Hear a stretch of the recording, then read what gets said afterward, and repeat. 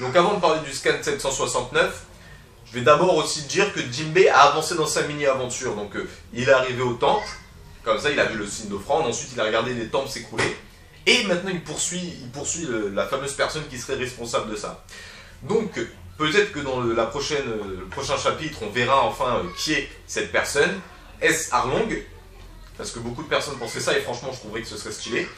J'avais des idées avant, je les ai pas oubliées. Est-ce que ce serait le maître des esclaves? J'ai toujours pas cherché son nom. Je sais pas ce que j'aime pas son nom peut-être. Peut-être que si je m'en rappelle, ça va me provoquer une sorte de post-traumatisme sévère. Bon, le maître des esclaves, parce que je le voyais avec des monstres marins à chaque fois. Ou est-ce que c'est, comme je le pensais au début, Vanderdecken, même si il semblerait qu'il soit décédé. Ce qui serait dommage, parce que j'aimais bien le personnage hein, quand même, il était drôle. Voilà, donc voilà, fin de la parenthèse sur Jinbei. Donc tout d'abord, bah, ce scan et le titre, j'ai regardé le titre comme ça, j'ai fait... Bellamy va être libéré dans ce chapitre. Ouais, qu'est-ce qui va se passer? Qu'est-ce qu'il va faire? Bien, je vais en revenir plus tard, parce que d'abord le scan continue en fait avec Law contre Doflamingo, avec un Law vraiment déterminé pour battre Doflamingo qui commence à arracher le château, à faire son tact comme ça sur une petite tour, et Doflamingo qui l'a détruit, qui esquive les coups, et qui finit par maîtriser Doflamingo au sol et par lui arracher un bras. C'est la mode, c'est la mode. C'est la mode. Je veux dire, Naruto c'est terminé. D'ailleurs, je crois que je vais pas faire une vidéo spéciale Naruto. Je vais attendre que l'OAV qui se passe plus tard bon, sorte. Mais bon, bref. Bien c'est la mode des bras arrachés. Donc, je me suis juste dit... Mais attends, là, tu peux contrôler les membres des gens. Tu peux pas genre te faire un petit roux et raccrocher ton bras. Un peu comme l'aurait fait Baggy. Mais bon bref, peut-être qu'il va se le recoudre parce que ce serait un peu dommage qu'il continue l'aventure avec un bras en moins un peu à la Shanks, hein, parce que c'est un peu la marque de fabrique de Shanks, hein, le bras en moins, l'épée à une main comme ça, genre Mihawk qui lui dit sans ton deuxième bras tu n'es plus un adversaire intéressant, et pourtant il est toujours l'un des 4 empereurs, bref.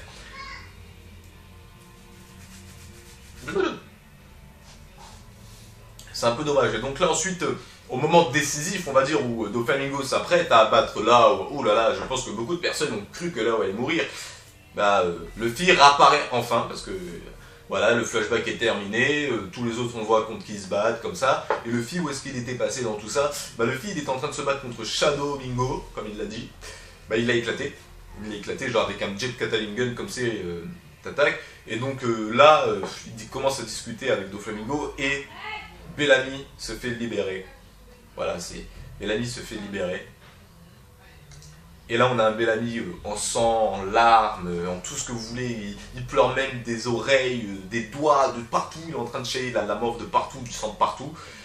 Comme ça, il regarde le fil, il lui dit vas-y, reste à terre, je vais te débarrasser de Doflamingo. Et là, on a vraiment Bellamy qui arrive comme ça, qui dit tu sais, moi aussi j'ai des convictions à défendre. Peut-être que Doflamingo m'a traité comme une merde, mais je vais pas simplement arrêter, entre guillemets, d'être à ses côtés sous prétexte qu'il m'a fait du mal. Je crois toujours en... Enfin, il dit un truc du style...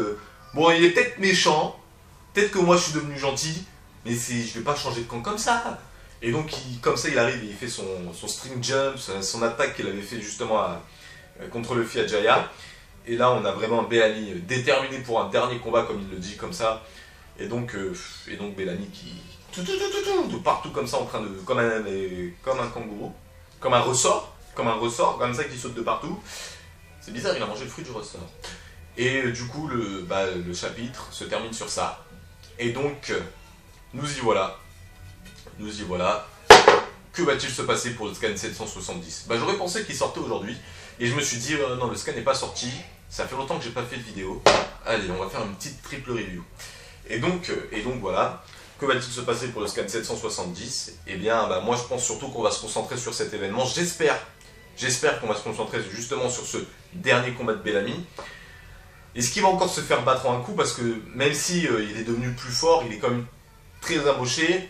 Donc que va-t-il se passer? Est-ce que Luffy va d'abord hésiter à le frapper, pour commencer?